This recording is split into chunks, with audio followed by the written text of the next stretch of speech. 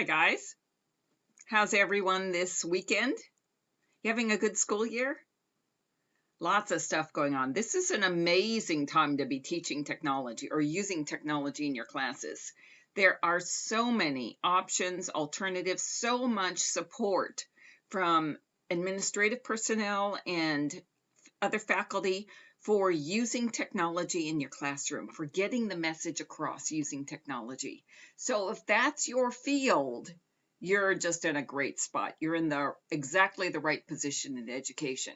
If you aren't that techie person, this is too a great time to be in education where you will have lots of help learning how to use technology in your classes to deliver your message better. Let me back up a minute and introduce myself. My name's Jackie Murray. I teach K through 8 technology. Have for about 15 years. I've been teaching for about 30, but the last 15 in the K through 8 environment. I teach technology classes. I work with teachers to incorporate technology into their lesson plans. I work with administrative personnel to incorporate technology into an overall curriculum or the standards, how to make the Common Core standards work in whatever your curriculum is in your school, your state. I coach and I mentor, and I also write a lot of articles for different online e-zines and corporations who want to investigate using technology in an educational environment. So that's my background. I love technology.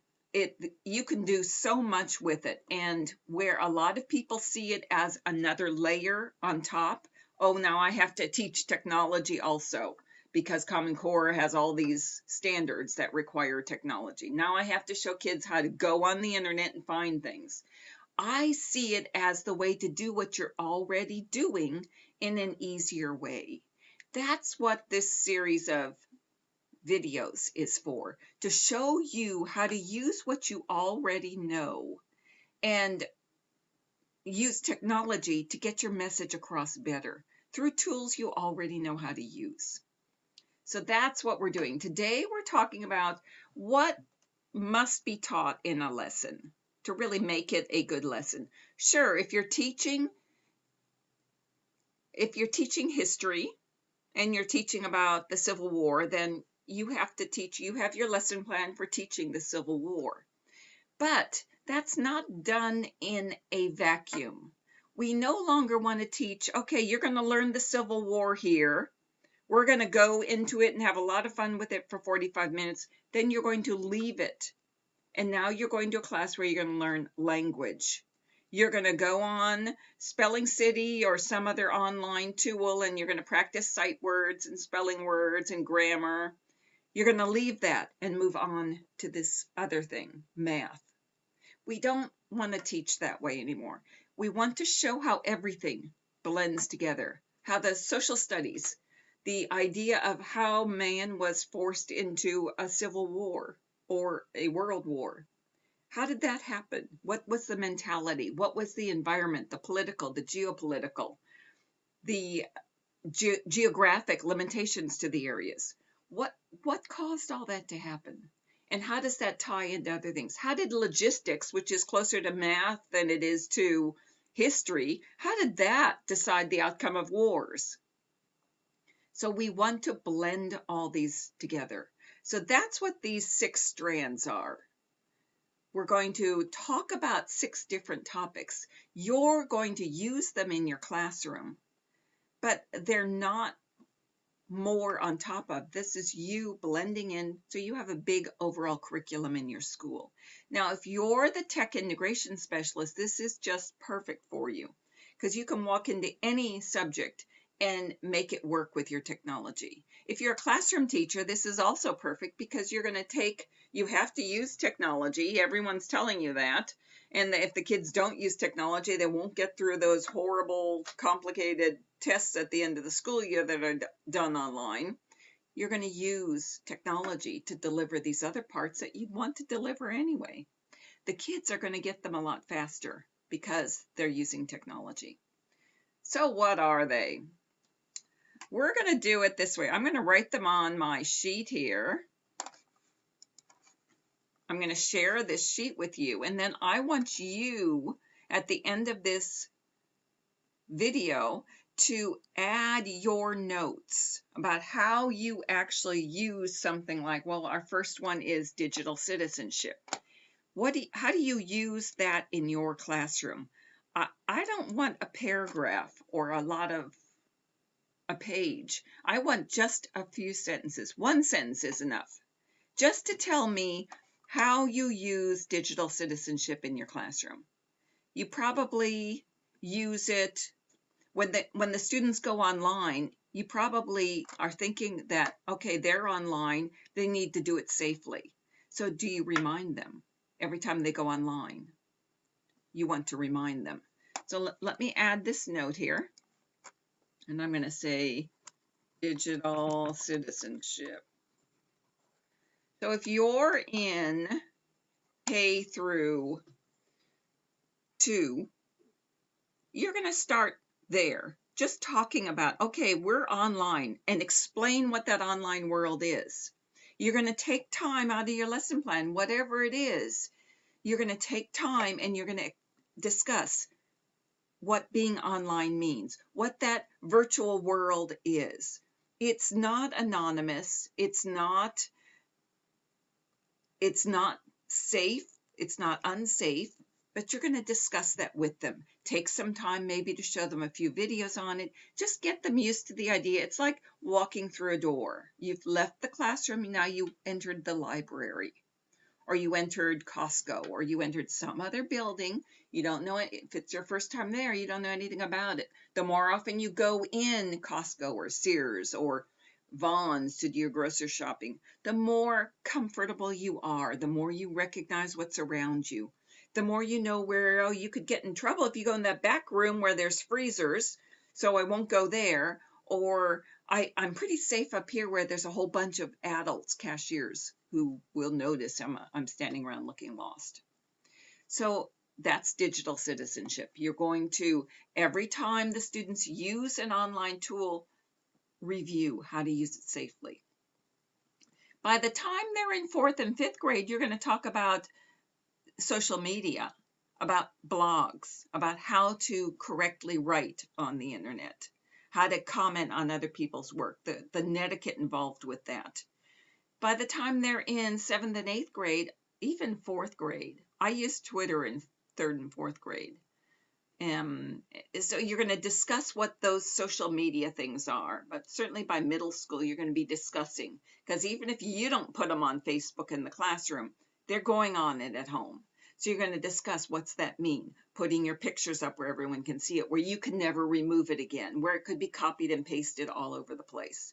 So you're going to discuss all these pieces every time you go online. It's part of what you do. It's going to give you good opportunities for engaging the students on topics that they find very interesting. And then you can tie it into how it didn't occur back in history, whatever historic event you're talking about, or some other thing that you're talking about. You can tie those in. So let's see if I'm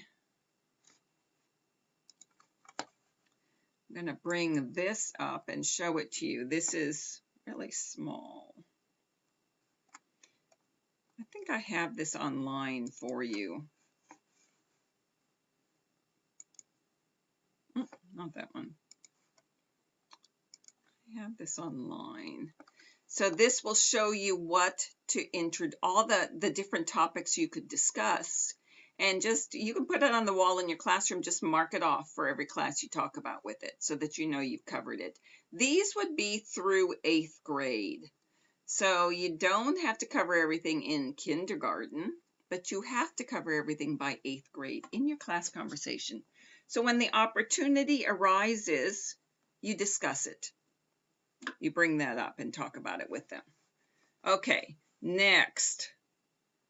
Our next one is keyboarding. Have to use keyboarding. Not a hard one at all to incorporate. In fact, every time students use their iPads or their Chromebooks, or if you have a pot of computers in the classroom, when they sit there, you remind them, this is the way we use these tools.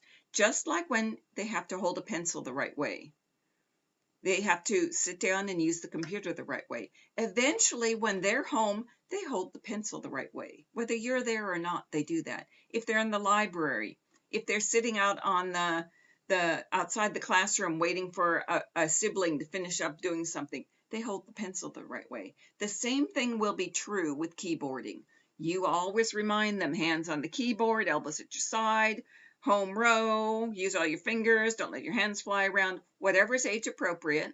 And there's a keyboard curriculum through Structured Learning if you need that. It'll tell you what to introduce each year, starting mouse skills in kindergarten and then speed and accuracy by 3rd grade. So you're going to remind them.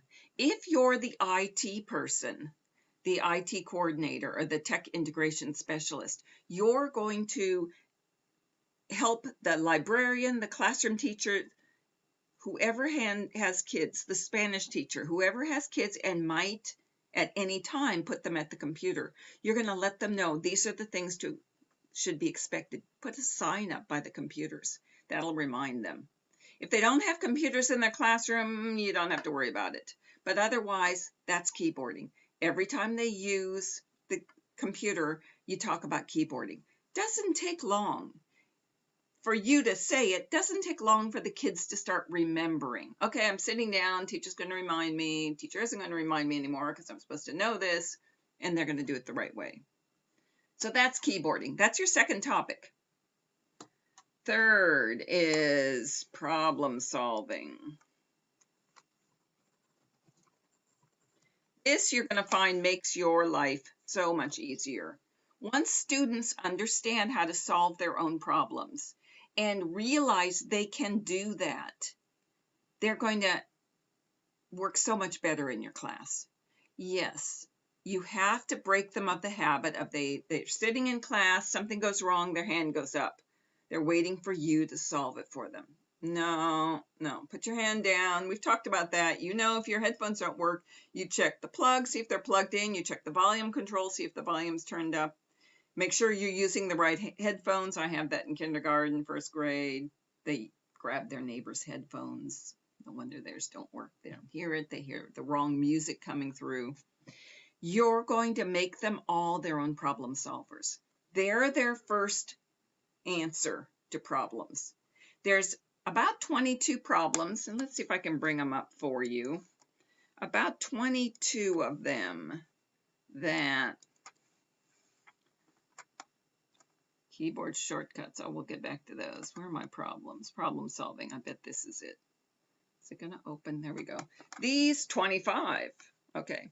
25 problems, and I'll post them on our stream, that are the most common students will have a problem with.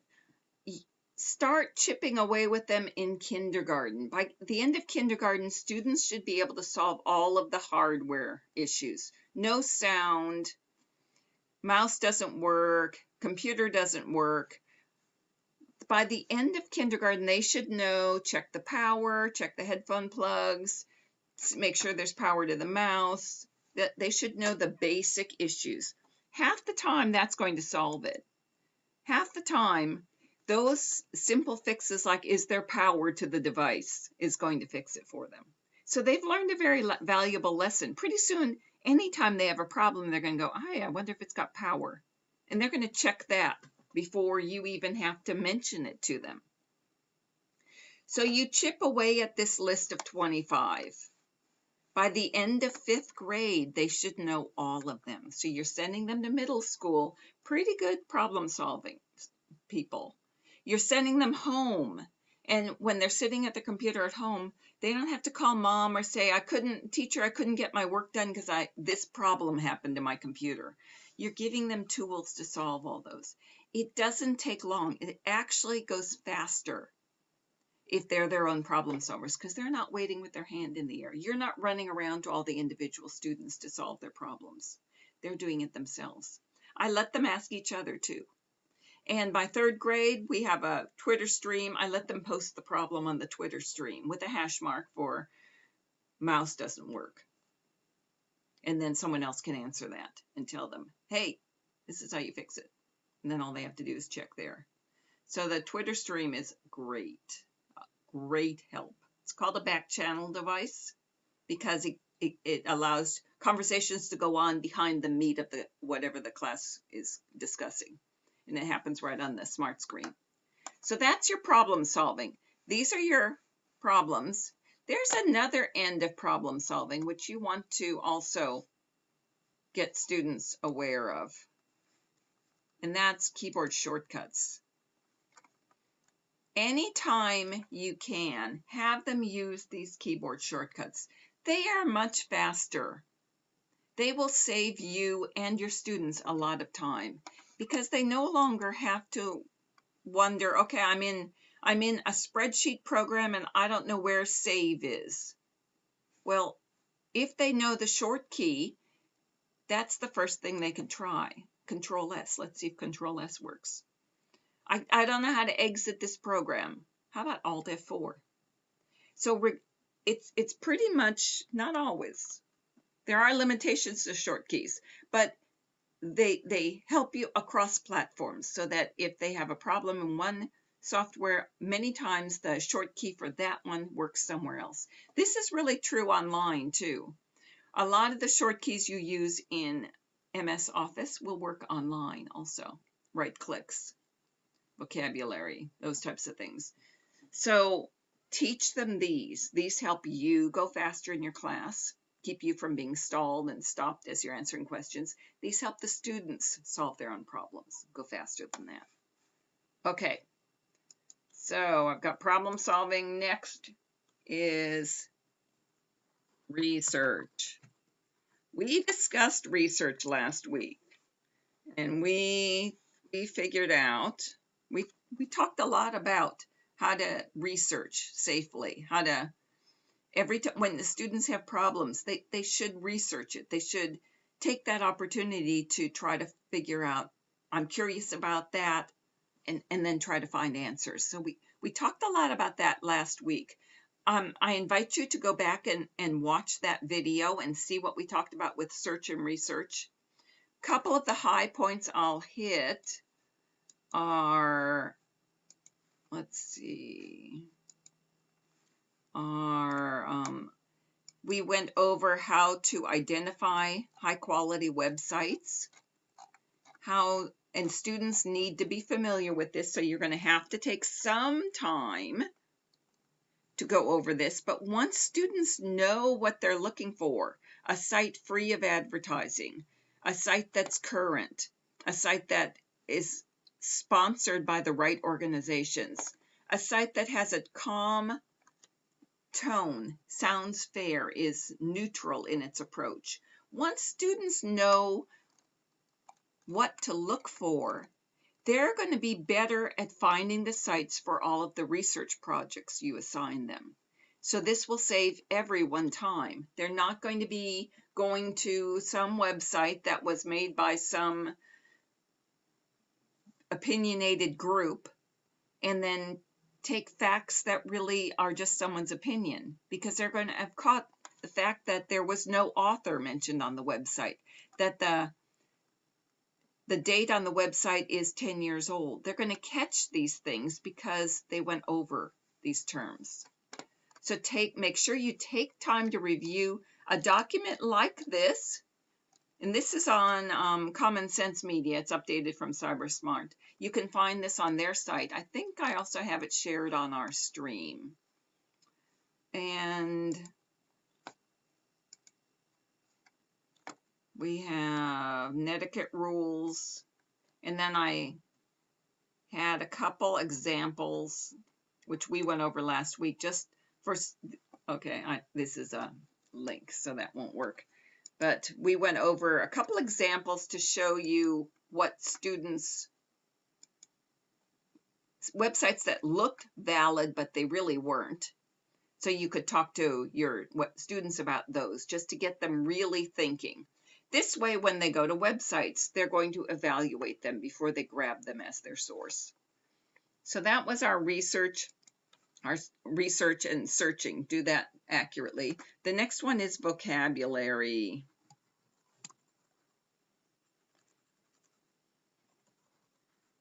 And you want to encourage students to use their right vocabulary. Let's see where I can put myself. Use the right vocabulary. Understand the words that they hear. Decode them with the affixes, prefix or suffix, with the root, with the context. Use those tools, which take seconds. They almost don't take any time away from class. They can then use an online source if they have iPads. If you're a one-to-one school and they have Chromebooks or iPads or some other digital device there, to quickly look up in dictionary.com or whatever you have set up for them for that purpose. Look up the word, see what it means. Encourage them not to just skip the word. Say, okay, I don't know what that means, so I'm going to miss these few sentences. I don't know what they're saying here, but that's all right because that was only a couple sentences. Encourage them not to adopt that attitude. You want them to be curious, to get the full meaning. They're not, if you've picked your documentation correctly, they're going to not have more than 4 or 5 words per page that they'd look up. And that would be a lot. So that's not going to be a problem for them. You can show them how to do it in class. But you want vocabulary to be an integral part of teaching. You want to use academic and domain-specific language in your teaching. If students don't know it, have a hashtag set up. If you can use your Twitter stream and have the hashtag and that word, whatever it is, digital. I don't know what digital means in this context. They can put it up there. Someone else can answer it for them. You can answer it. If you start seeing a lot of people are putting that word up, hashtag that word, you're going to know I better pause because no one's getting that definition. So you're going to have immediate feedback. But you want vocabulary to be a living part. Now, you want to encourage all teachers to do this if you're in a position to do that. But you start with yourself. Okay, our last one is publishing and sharing.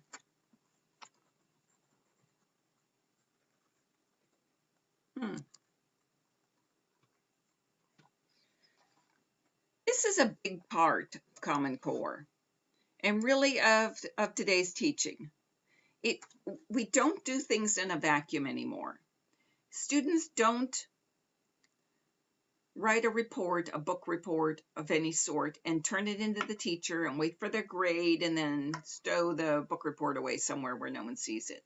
That's not how we learn anymore. Now we want everyone to benefit from that student's research and knowledge, to benefit from the teacher's comments on their work.